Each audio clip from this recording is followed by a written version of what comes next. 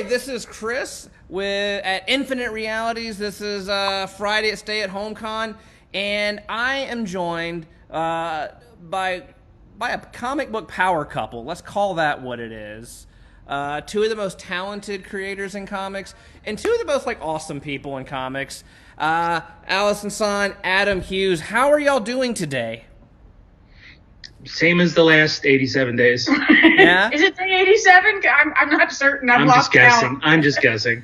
I was going to say, you made it sound like you've got tick marks on the wall. Yeah. It feels like we should have, because it's a good thing we had this, or I would not have known it was Friday. Yeah, right? Yeah, I was telling Jamie last week, I asked my wife, I said, hey, remind me real quick, is it today Tuesday or Wednesday? And she goes, oh, honey, it's Friday. Yeah, and I was good till like a week ago. A week ago, I still sort of knew where we were at, and then it just all, I don't know why, I don't know what kind of a threshold we crossed, but I now have no clue. None. So, what have y'all been working on? I know a lot of creators got the pencils down order. How have y'all been keeping yourselves busy? Is there still stuff to work on right now? Yeah, for me there is. I got a couple of pencils down orders on a few assignments, but I had a few other things lined up that are still go. I'm wrapping up, finally, the colors on Hellboy 7 Wives Club.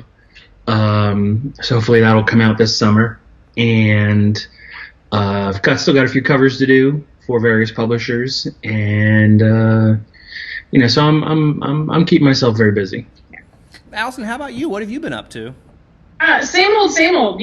My job mostly consists of facilitating stuff for Adam. So I'm still running the Facebook page, still monitoring social media, investigating new ways we can connect with fans since we are not now at conventions. One of our conventions we have rescheduled. Fingers crossed by August it'll be safe to go to a show. But my job really hasn't changed very much, except that I'm trying to learn new ways of bringing the convention experience to fans online. Awesome, man. So we're doing the convention panel style here, and I research the people we talk to for every panel, but in all of my research, I have yet to find out how the two of you met. Oh, that's a well-kept secret. Oh, yeah? Is it a secret that can be really shared, or is it? No, I was embarrassingly a huge fan of Adam and his work, and I was living in New Jersey with a bunch of friends up there. We were all sort of aspiring comic book artists, and learned that Adam did a convention here in Atlanta, so we all rented a vehicle and drove down from New Jersey to meet Adam and the other guys from Gaijin Studios, and we stayed friends afterwards. That's fantastic. Yeah. So, Adam, I know that I was a huge fan of yours starting with your Justice League work, because in my opinion, that post-crisis Justice League is peak Justice League for me. Did you always have aspirations to getting into comics, or how did that happen? I didn't always have aspirations. I just kind of knew that was all I was going to be doing. When I was a kid, I wanted to be an astronaut. And then we stopped going to the moon, and I was like, well, the heck with this. What else can I do? I draw. And it was never arrogance or, cockiness on my part. I was like, this is the only thing I can do. I can't even flip a good burger. I know I'm going to, draw comics. Well, and you got into comics in a weird time in the industry when if you had a photocopier, you could put out a book. I assume you've been hanging out a fair while in the industry, but you remember Radioactive Black Belt Hamsters and Hamster Vice and The Tick back when it was being made in Ben Edlund's garage or basement. There was a time in comics when it was enough to want to be in comics. Yeah, I mean, in the mid-'80s, because of the independent boom, especially with all the black and white comics, because apparently, color is what makes printing a comic expensive. Black and white is just dirt cheap. At least it was back then. And there were more comics than there were aspiring artists back then. Anybody, I actually got started before I was ready, but there was just so many assignments to be handed out that I got in early, and I was very fortunate that I did not have very many gaps because it was a boom. Yeah. What were your formative comics? What were you reading at the time when you made that commitment or decision to jump over? At that point, I was working in a comic shop in New Jersey, in Burlington, New Jersey, and it was tiny. It was tiny. Your restroom is larger than this shop, and I'm not joking. I'm not exaggerating at all. This shop was the size of a newsstand, and to use the restroom, I had to close the shop and go down to the police station 3 doors down. Oh wow! So I had read every back issue that they had by my 3rd month there. And I was like, well, I'll look at these independent comics. And Access 11 Rockets. And I discovered that I'm a Marvel zombie. I grew up barely... Back before that was a thing. I tolerated the existence of DC Comics, as, well, if there's nothing else to read, I suppose I'll read a Batman. And...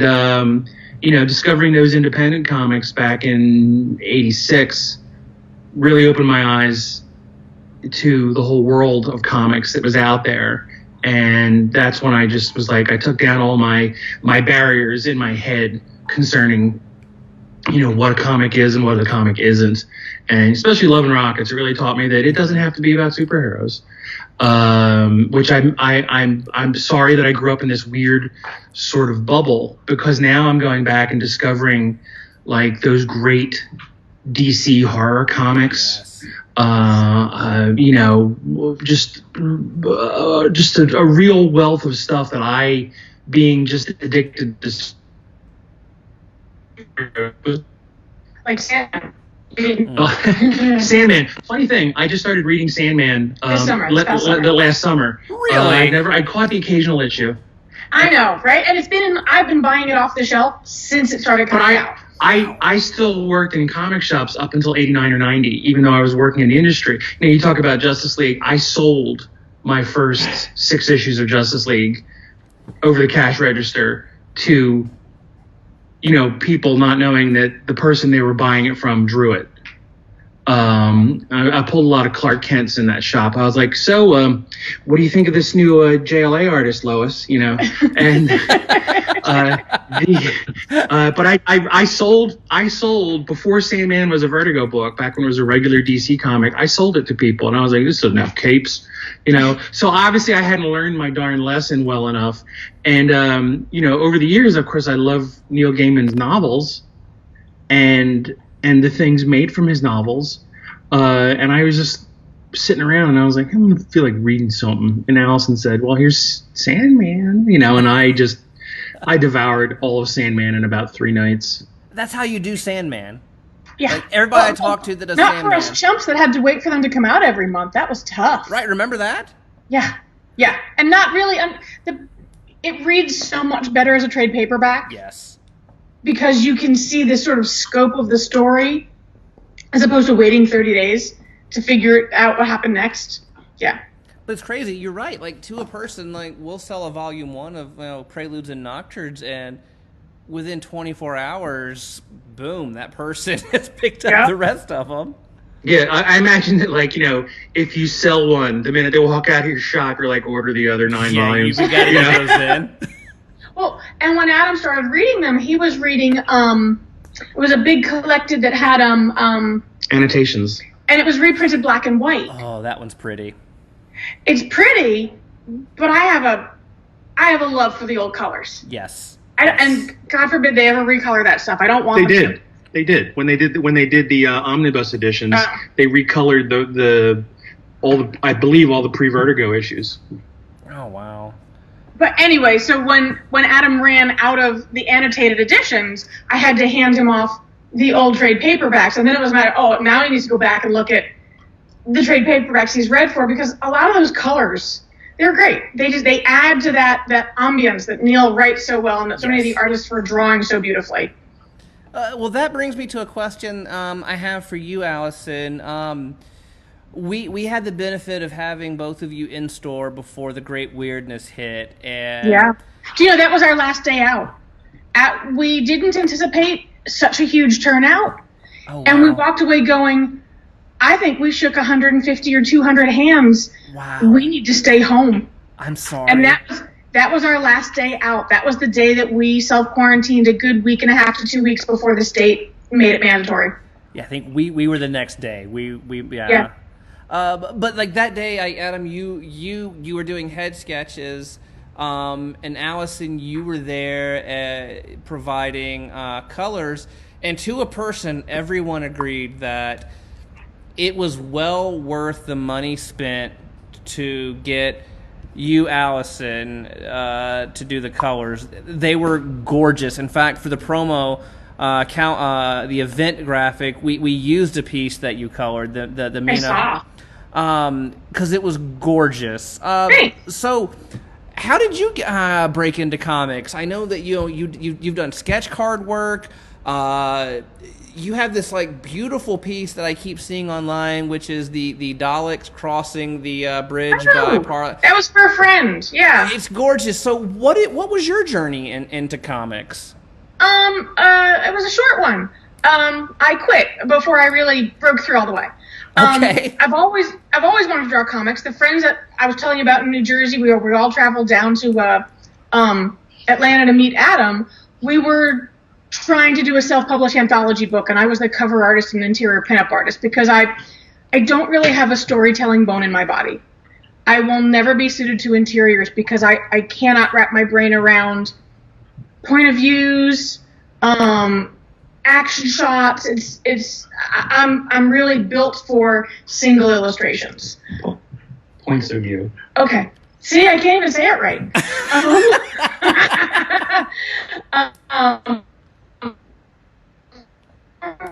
Friends that were doing an English book, and I think one issue came out, maybe two, before the group sort of broke away as it did, or broke down, or whatever. And I went back to working 60 hours of retail a week and drawing for myself on the odd occasion. And when I, connected with Adam, I was still drawing for myself, but I wasn't pursuing professional work. And we sort of connected with a bunch of Star Wars artists. And Kat Staggs, who was at the time doing tremendous sketch cards, put my name in for a Star Wars sketch card set. And or I think it was a Lord of the Rings one, actually. I think Lord of the Rings was my first sketch card set. And I own a copy of Lord of the Rings that my father gave me when I was 9.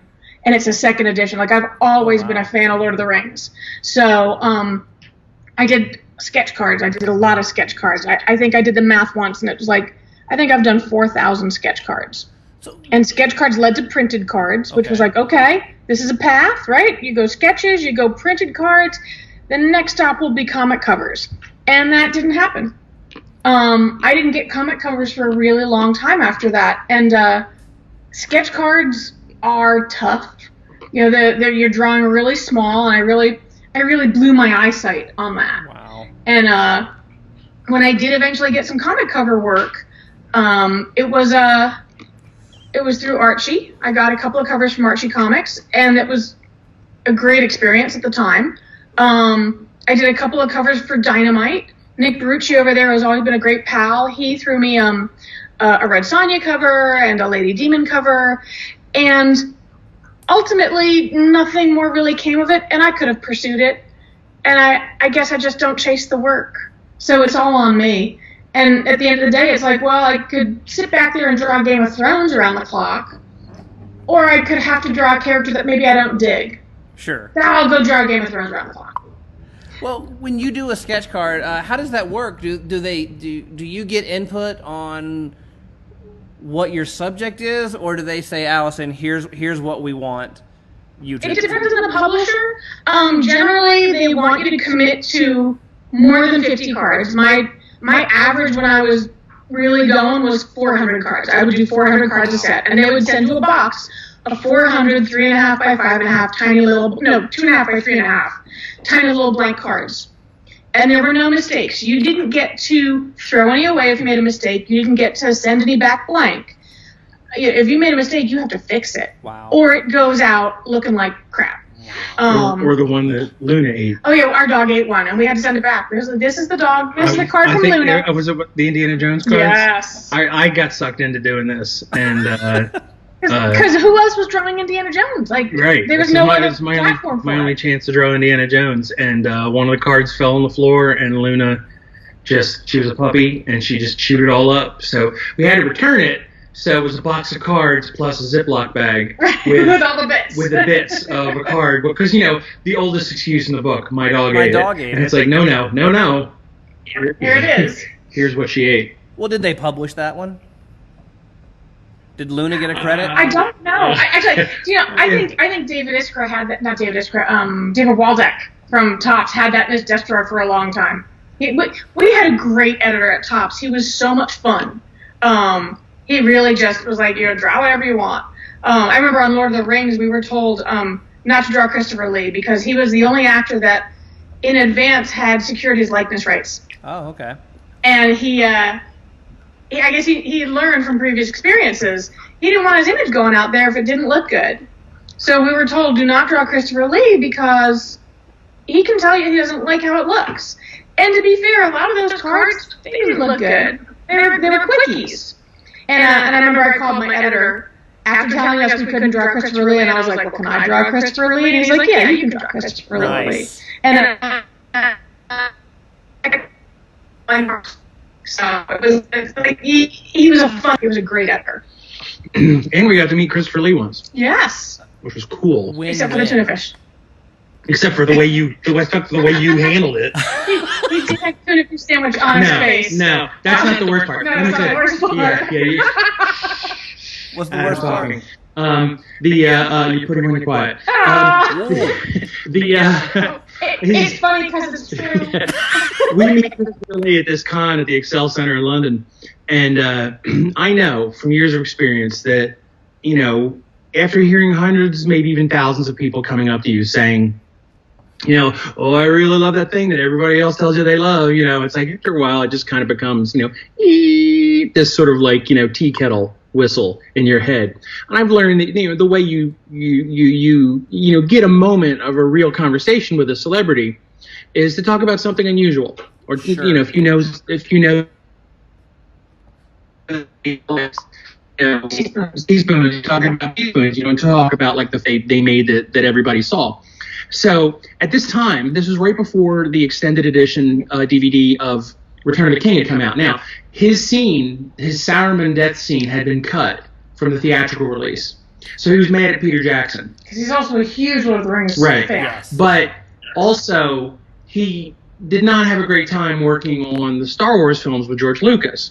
So walking up this Christopher Lee, who was eating a tuna fish sandwich at his table, I turned to Allison and I said, whatever you do, don't mention Star Wars or Lord of the Rings, because he's not happy with those right now. And the way Adam tells this is actually exactly how it happened. He is not being unkind. This is exactly what I did. I infrequently will embellish a story for humorous effect. Nope, I did exactly this. This one is exact representation. Yep. We walk up there, and Christopher Lee, the great Christopher Lee looks up, and I inhale to say, Mr. Lee, and I hear her go, I love you in Star Wars, Lord of the Rings. No spaces, no vowels. And Adam has just said, don't mention it. And I'm like, you're right. Okay, husband. Absolutely. I literally was like, ah! I'm standing in front of Christopher Lee like, And now he's got this tuna fish sandwich that came from the convention concierge, booth. It's not pretty. You know how tuna gets after several hours. He's midway through eating it, and I'm like, ah! And he's just sitting there at the tuna fish sandwich, puts it down. There's still some tuna living on his face, and then he has a conversation with Adam. Yeah, I had to save this. You have no idea how many interactions with celebrities I've had to rescue. I do this a lot. And I'm totally cool until I'm in the moment, and then I lose it. The tuna fish sandwich, by the way, makes this entire story. But I know Adam's got to come in and save this. So I go, I think of the most obscure thing that he's done that he could be complimented on, and I said, I've always loved your work, Mr. Lee, but one of my favorite things you've ever done is when you hosted Saturday Night Live in the 1970s. And he lit up and gave us a 10-minute lesson in comedy. Yeah. And it's like with tuna on his face. With tuna on his face and that great voice. And it's like, Dracula's telling us about comedy. Cool. It was amazing. I mean, Adam really saved it because I had tanked that. I had torpedoed it from 100 yards. And if you get a chance to go to the interwebs and look up Christopher Lee when he hosted, the musical guest was Meatloaf. Oh, okay. Bat Out of Hell, a Rocky Horror Picture Show, and the way Christopher Lee introduced Meatloaf was, ladies and gentlemen, Meatloaf. And I mean, fantastic. And it's just, and for the next, I mean, I won't tell it now, but the next time we do this next pandemic, I'll tell you about the time she made us eat dinner with Brad Dourif. Yep. And I had to do all the talking. I'm making a note right now. Yep, we got 100 of these. I'm both horrible and wonderful at the same time. Well, listen, we have a bunch of people that are commenting right now. A lot of hello to both of you. A lot of people want to say hi directly to you, including someone is watching live from France right now. Oh. Bonjour. There we go. I get it. Let me see. We have Tariq Peter Tadmori says, "Oh, hey guys! Always go with the AH plus AS combo." There you go. And then we have Matt Miller, who, by the way, on the promo piece that we made, the Mina Harkness, that's his piece that he got from you guys. Okay. He has a question. What comics work is Adam most proud of that might surprise people or that people might not expect? Oh, Penthouse. Yeah.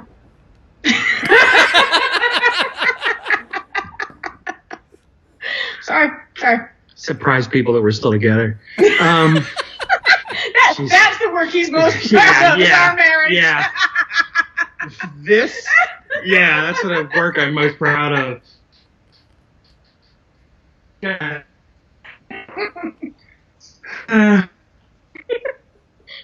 It's all juice, kids. Yeah, just juice. No, it's all juice. I assure you too. Yeah. Yeah. All right, so work you're most proud of that people wouldn't expect. I loathe everything I do. One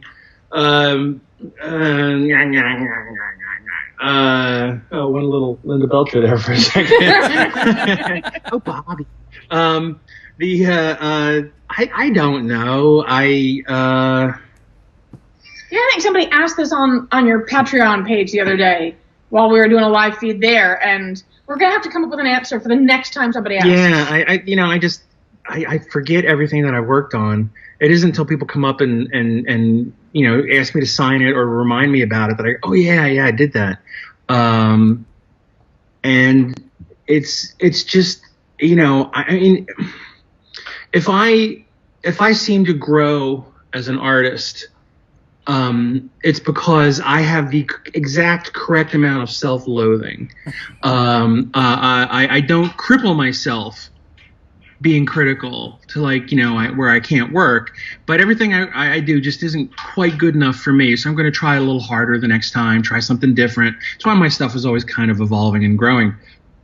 And one of the aspects of the correct amount of self-loathing is instant forgetfulness. Otherwise, you can't sleep and you can't. Yeah, I'll just sit there and go, oh, that time. I mean, Catwoman's hair was just awful, and now it's 5 a.m. and I'm still staring at the ceiling. It's just stab and move on, like a really productive serial killer, And I will forget about these things until people remind me. So if somebody came up to me and said, "Oh, do you remember when you did, Captain Floof?" And I'll go, "Yeah, enough time has passed. I'm proud of that, So and that's the other secret, is that he will loathe it while it's on the drawing table, and 6 years later, someone will bring it up at a con to be signed, and Adam will talk about how he feels like he really succeeded in, capturing this character's essence, or doing the back. Distance makes the heart grow fonder. It's all bantha poto. I'm just doing that so nobody likes to meet a celebrity, or me, and go, wow, that was a sour persimmon, cousin. Wow, that guy was really not fun to talk to. So people come up and sit there and go, "Remember that piece of garbage you drew that really inspired me and got me through a tough time in my life?" And I go, "Yeah, that was great. I really was proud of that." And it's because it's not my place. It's not my place to sit there and everybody that brings you something is going to say, "Who's watching this?" Although apparently freaking my dad Clay Brennaman he's been watching, so, and Jamie, who's watching? Jamie's dad and my dad are both watching right now, so. Okay. Now your dads know my great secret, so I'm a big fat phony when you meet me in person. Let's see.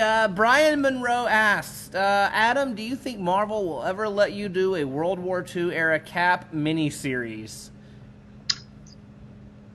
Knowing looks. No pregnant pause there, ladies and gentlemen. No comment. Stay tuned to this channel. Fantastic. Stay tuned to this channel. Adam, how long does it typically take you to create a cover? And when do you know it's done? It takes me too long. By every editor's yardstick I've ever worked with, it takes me too long to make a cover. And it's done either when it's gone. What do you really think, Allison? Okay, so it's done when either I'm sick of looking at it, or a lot of times I'll be working on a cover and I go, if I keep tinkering with this, I'll screw it up, and then I abandon it like a child. Sure. That's why we have no children. Yeah. Anymore. I will say, as the person hanging out watching Adam work, who was a fan, I've been a fan for a very long time. Fan. Yeah. Now we're married. I've watched Adam abandon covers. I've watched him. I'm gonna. I've watched him for any deadline. After I go, hey, is that thing gonna be done by the end of the day? And Adam breaks out that piece of paper and does a cover in 6 or 8 hours. Hates it, and then people bring it up to us at shows over and over and over again because it was perfect. Had he had more time, he'd have overthought it. And I can think of 2 specific covers where this happened. It's not a real frequent occurrence. They're beautiful. They're absolutely beautiful. And had Adam had all the time in the world to noodle on them and quote unquote perfect them, they probably wouldn't have been as fresh and energetic and inspired. But this sort of gypsy's curse at work here is that if I planned on that, it's not a reliable superpower. Yeah, it's not like I've got no ideas for this Zatanna cover, so I'm gonna wait. Leave it to the last I'm gonna minute. wait to the last day, and then this thing will kick in, and magic will happen. It's like, no. Imagine if every time Superman jumped out a window, there was a 50-50 chance whether his power of flight worked or not. Okay. And the sort of addition to the story is Adam always had tremendous guilt when he's got to do one of these quick get it done covers, and one of the results of this is the Power Girl cover that everybody loves. Because one of the editors for the quick get it done covers, Adam felt so bad that when the editor actually got back and said, hey. No, I had done a Legion of Superheroes cover for this editor a year before. I wasn't gonna tell him. It's out there. Again, who's listening? Dads are listening. I never had a father. You all go to heck. I can't say the bad words, right? Yeah, okay. You know what? Matt so- Fraction, he was like full blue. So at this point, feel free. Really? Matt was dropping F-bombs, man. No, but like I'd done this cover that I'd forgotten about the deadline. It was a Legion of Superheroes cover, and it really was a glorified convention sketch. And people love it. And it's pretty awful. And it's when clean and dynamic and to the point. And when somebody brings it up to me at a convention to sign, a little part of me dies. And a year later, I couldn't believe this editor got back in touch with me and said, "Hey, could you do a Power Girl cover for JSA Classified?" And I was like, "You really want to work with me again?" He said, "Oh yeah, sure, it happens, And consequently, that cover that everybody seems to think is my Sistine Chapel, my busty. Adam was so determined to make it up to this editor. I was so determined to go, look, I'm not like that. So I labored on this cover. It's more Power Girls flying through the clouds. And you ask how long a cover takes. Well, the short answer to this long story was sometimes it's 6 to 8 hours, and sometimes it's Power Girl who Adam literally worked on her every day for a month, even if it was an hour or two in the evenings. Yes, there were other things being done at the same time. But he'd open it up at the end of the day and go, well, I'm just going to noodle with the colors a little bit more. And it was that Power Girl was Adam working on it literally every day for 30 days. So self-loathing and guilt are really wonderful cocktails.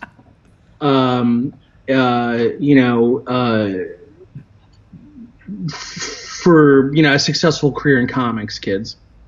Also cocktails. Well, we are nearing the end of our 30 minutes, where you both recently launched a Patreon in these times right now.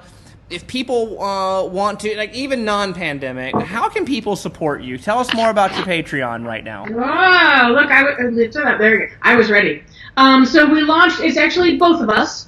About once a week, we're going to aim to upload videos of either of us working. This weekend, it's going to be my turn. Last weekend, Adam did one. We're answering questions. We're posting original artwork that, in some cases, people have never seen before. I'm putting some rare, deep cuts, as the album kids call. But we're also chatting. Adam's writing big posts about fun stories. We're just trying to provide some entertainment for folks that maybe are sitting home doing a lot of wondering about the future, which is so uncertain, while also, paying the bills. Yeah. So awesome, and we are going to include all of that information. We're going to share that. I want you both. And you can follow us for free on Facebook and on Twitter. And I'm on Instagram as well. Yeah. In the comments, Stephanie Phillips has already shared the Patreon information. Hi, Stephanie. Stephanie's from here in Atlanta, and she's a good friend of ours. She has sat in this spot many times drinking coffee. Yes, and not coffee. Well, listen, I want to tell you both. At Infinite Realities, we adore both of you, not just on a professional level in your work. We adore you as people. Y'all are amazing, and Jamie's going to sneak in behind me real quick to wave. I think she's social distance mask wearing. Jamie best, everybody. We just tolerate Chris.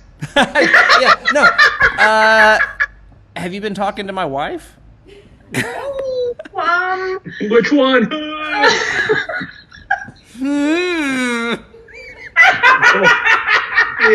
You Mormon? Oh, yeah, we're all a little slap happy and stuck in our house. A little bit. I'm not worried about upsetting Mormons. They don't have electricity. No, they don't. That's the Amish, honey. Come see, come saw. Right. Listen, ladies and gentlemen, Allison Sohn, Adam Hughes, thank you both very much. Thank you, and have us on again if this runs on much longer, because we're here. We're here hanging out. Yeah, not going anywhere.